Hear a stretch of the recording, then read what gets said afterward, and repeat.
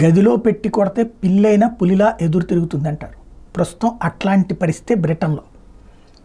శరణార్థులుగా వచ్చారు, వాళ్ళు రావడం తప్పని లోకల్ వాళ్ళు అనలా, తిండి పెట్టమన్నారు, బ్రతకనీయమన్నారు. వీళ్ళు కట్టే పన్నులలో నుంచినే వాళ్ళకి సకల సదుపాయాలు ఉన్నాయి.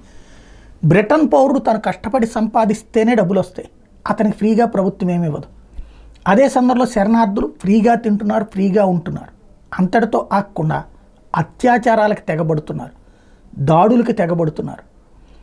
అదే సందర్భంలో బ్రిటన్ విదేశాంగ విధానాన్ని మార్చేసేటటువంటి ప్రయత్నం చేస్తున్నారు. తాము ఎవరి వైపుకు ఉండాలనుకుంటున్నారో అటువైపుకే బ్రిటన్ ఉండాలని చెప్తున్నారు. దాన్ని వ్యతిరేకిస్తున్న బ్రిటన్ పౌరుల మీద తిరగబడుతున్నారు, స్తబ్దుగా ఉన్న వాళ్ళ మీద కూడా తిరగబడుతున్నారు. దీంతో విరక్తి చెందినటువంటి బ్రిటన్ పౌరులు, ఇంకోటి వీళ్ళున్న శరణార్థి శిబిరాల ముందు నుంచి బ్రిటన్ పౌరులు ఎవరన్నా వెళ్ళాలంటే వాళ్ళకి లైంగిక వేధింపులకు గురవుతున్నారు, దారుణమైన ఇబ్బందులు పడుతున్నారు. విసిగిపోయినటువంటి వాళ్ళందరూ కూడా, లోకల్స్ అందరూ కూడా న్యూటన్ హీత్, ఏదైతే హాలిడే ఇన్ న్యూటన్ హీత్ ప్రాంతంలో మాంచెస్టర్లో పెద్ద ఎత్తున ఆందోళనకు దిగారు.